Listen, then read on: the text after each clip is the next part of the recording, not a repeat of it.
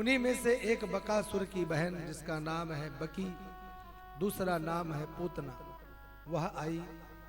राजा कंस को दुखी देख करके उसने कहा कि महाराज आप दुखी ना हो, मैं बड़ी मायावी हूं, मैं जाकर के आपके उस शत्रु को मार देती हूं। राजा कंस ने कहा कि तुम कैसे मार पाओगी, मेरे इतना प्रयत्न करने पर भी मैं उसे मार नहीं पाया, तुम कैसे उसे खोजोगी। पूतना ने कहा कि मुझे बाल घातनी के नाम से जाना जाता है और मेरे अंदर पुत्र का कोई मोह भी नहीं है, मैं कपूत हूं, मेरे अंदर कोई पुत्र नहीं और ना ही मेरे पास कोई परिवार, मुझे किसी पुत्र से किसी की पुत्री से कोई प्रेम भी नहीं। आप मुझे आदेश दीजिए, भी हाल ही में जितने भी बालकों ने इस ब्रजमंडल में जन्म लिया है, मैं उन सभी बालकों की हत्या कर देती हूं, उन्हीं में से ही आपका वह शत्रु भी मारा जाएगा। राजा कंस को यह युक्ति बड़ी अच्छी लगी, आदेश दिया, इसने राजा से आज्ञा लेकर के चल पड़ी। मार्ग में इसने अपने स्वरूप को परिवर्तित किया। गोकुल में नंदराय के भवन में रोज कोई ना कोई बधाइयां देने जाते ही रहते। गोप ग्वाल बाल गोपियां दूर दूर से भी जिनको खबर लगे कि नंदराय के पुत्र हुआ है, जैसे ही कान में खबर पड़े तुरंत भग चले। कुछ गोपियों के यूथ, कुछ गोपियां समूह में नंदराय के भवन की ओर जा रही थी।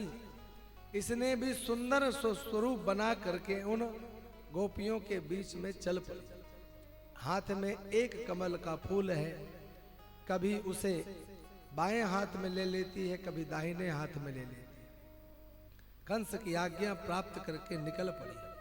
कंसेन प्रहिता घोरा पूतना बालघातिनी शिशूश्चचार निघ्नन्ति पुरग्राम प्रजा। नगर में भ्रमण करती करती वह बालघातिनी पूतना उन्हीं देवियों के साथ सुंदर सौंदर्य के साथ गोकुल धाम में पहुंच गई। सुखदेव जी महाराज कहते, परीक्षित ऐसी लग रही थी जैसे साक्षात वैकुंठ से लक्ष्मी आई हो। इसमें कोई आश्चर्य की बात नहीं है। अरे जिनके पतिदेव जिनके घर में बालक बनकर बड़े हो, तो अपने पतिदेव का दर्शन करने लक्ष्मी के आने में कोई संदेह थोड़ी हो सकता है। कोई आश्चर्य की बात नहीं है। ऐसा लग रहा है जैसे साक्षात लक्ष्मी ही आज गोकुल धाम में आ गई हो। गोप्यः श्रियं द्रष्टुमिवागतां पतिं। गोपी के वेश में साक्षात लक्ष्मी अपने पतिदेव का दर्शन करने आई।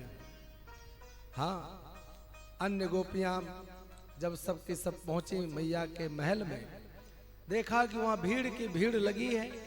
हाल ही मैया ने अभी दूध पिलाए के लाला को जाकर के पालने में सुलायो और आ करके सभी गोपियों के मध्य में विराजमान है।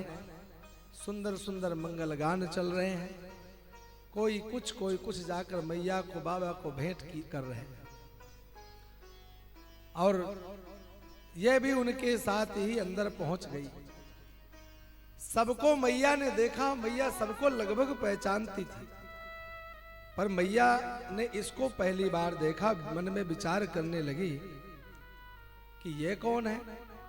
ये भी आंखें फाड़ करके मैया यशोदा की तरफ देखी और जोर जोर से इसने आवाज लगाई। हाँ, यशोदा मैया को इसने देख करके तुरंत आवाज दी कि अरे यशोदा, ऐसे मोए आंखें फाड़ फाड़ के क्यों देख रही है, मोए पहचानी ना। यशोदा मैया मन में विचार करने लगी, कबू देखी तो है ना, अब जाने कौन हो। अब मैं जाते अचानक एकदम कह दूं कि मैंने तो ना पहचाने हो, बेचारी बुरो मान जाए तो ये भी ठीक नहीं। हमारे घर में आई कोई देवी का असत्कार हो जाए, दुखी हो जाए, मैया को ये बात थोड़ा उचित नहीं लगती। यशोदा शब्द का अर्थ होता है दूसरों को यश देने वाली। यशम ददाति इति यशोदा, जिसका अर्थ ही दूसरों को यश देना हो, वह किसी को दुखी कैसे कर सकती है। मैया ने मन में विचार किया, चक्कर में पड़ गई कि ये मेरी बहन कहाँ ते आए गई। आज से पहले जाकी कबहू मैंने सूरत नाए देखी, पर जब प्यार ते ये बधाई लेके आई है तो होगी कोई जान पहचान की। भले खास बहन नाए, पर कोई चचेरी ममेरी फुफेरी जाने कितनी बहनें होती होगी उनमें से कोई। हाँ, अब मैया ने उसको कहा, हाँ पहचान लिया, पहचान लिया। अच्छा लाला कहाँ है? मैया ने कहा अभी दूध पिला के हाल ही सुलायो है, पालने में सो रहो है, जा करके जगइयो ना, नहीं तो घर में आने वाले मैं दूसरे अतिथियों से मिल नहीं पाऊंगी। ये पहुंची और पालने में सोते हुए भगवान को देखा। कहते भगवान ने भी इसको देखा और देखते ही नेत्र बंद कर दिए।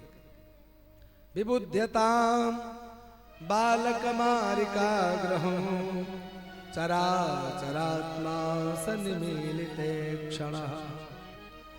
भगवान तो चराचर की आत्मा है, समस्त संसार की विश्व की आत्मा है, उन्हें विश्वात्मा कहा जाता है। कौन किस भाव से आया इसको तो भगवान के सिवा और कौन पहचान सकता है।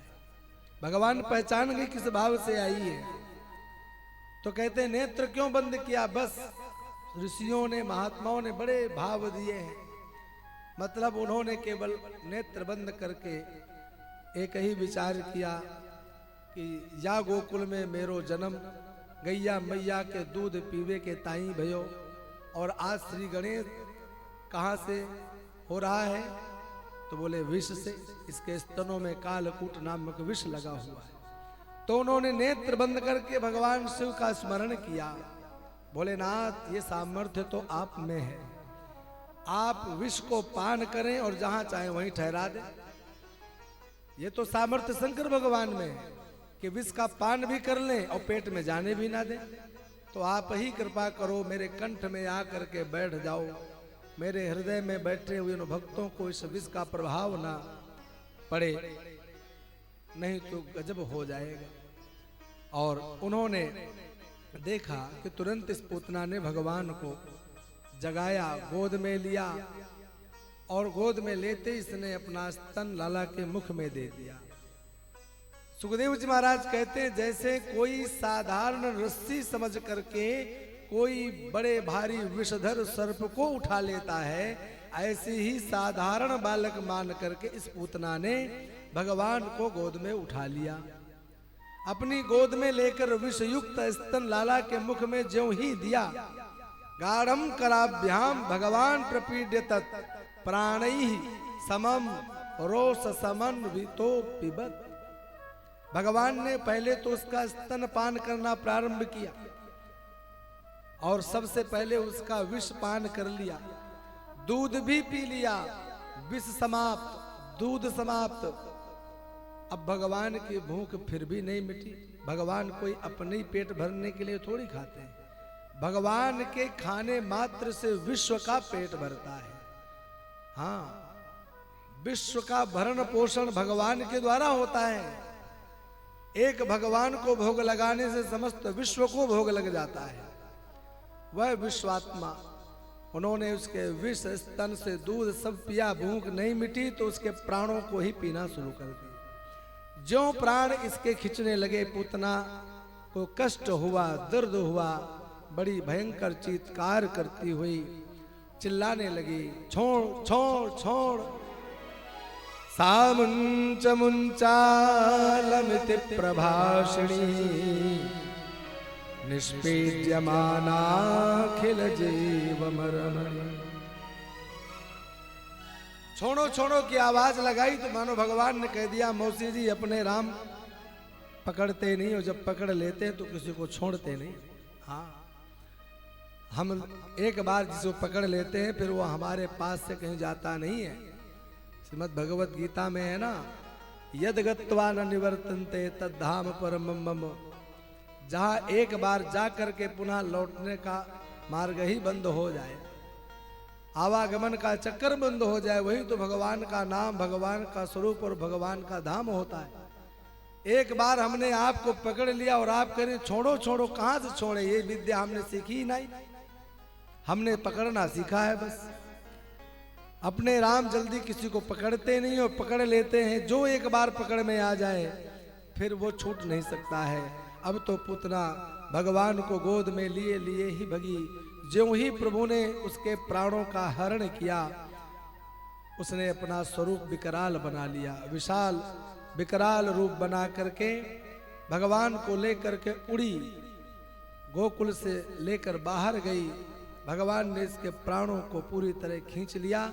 इसका वह विशाल शरीर भूमि पर गिरा और 6 कोस के वृक्षों को अपने आप तोड़ करके धराशायी कर दिया। इसका शरीर छोटा मोटा नहीं था। सुखदेव जी महाराज कहते हैं, राजन पतमानोपि तद्देह त्रिगभ्योऽत्यन्तरद्रुमा चूर्णयामास राजेन्द्र महदासीत् तदद्भुतम्। भगवान ने जब उसके शरीर को भूमि पर फेंका तो 6 कोस के वृक्ष पतमानों से सबके सब धराशायी हो गए। चूर्णयामास, चूर्ण चूर्ण हो गए। 3 गभ्यूति का इसका शरीर था। एक गभ्यूति 2 कोस को बोलते हैं। 3 गभ्यूति माने 6 कोस। 6 कोस में कितने किलोमीटर हो गए? 18 किलोमीटर। हाँ है बिल्कुल 3 किलोमीटर। और इसका जो शरीर था 6 कोस का था। तो कोई साधारण थोड़ी है। लोग ब्रजवासी कहते हैं कि जहां इसका हाथ गिरा ना वहीं हाथरस बन गया। और क्या, और क्या। हाथरस जिला है मथुरा के पास। इसका कितना विशाल शरीर रहा होगा। इधर भगवान इसके शरीर के ऊपर ही स्तन पकड़ करके लटके हुए। इधर जैसे ही ये लेकर के पूतना भगवान को उड़ी और घर में माता यशोदा को मालूम पड़ा, वहां पर भी हाहाकार मचा। सभी चिल्लाने रोने लगे। लाला की खोज में घर से बाहर निकले। बाहर जब गए तो देखा कि गोकुल के बाहर जंगल में इसका पार्थिव शरीर पड़ा हुआ। उसको देख करके मैया घबराई, चिल्लाती हुई गई, लाला को गोद में लिया। तब तक तो नंद राय भी गोकुल में प्रवेश किए। समस्त ग्वाल बालों के साथ नंद बाबा ने देखा कि सारे वृक्ष गिरे पड़े हैं। अंदर आते ही देखा इसका विशाल शरीर।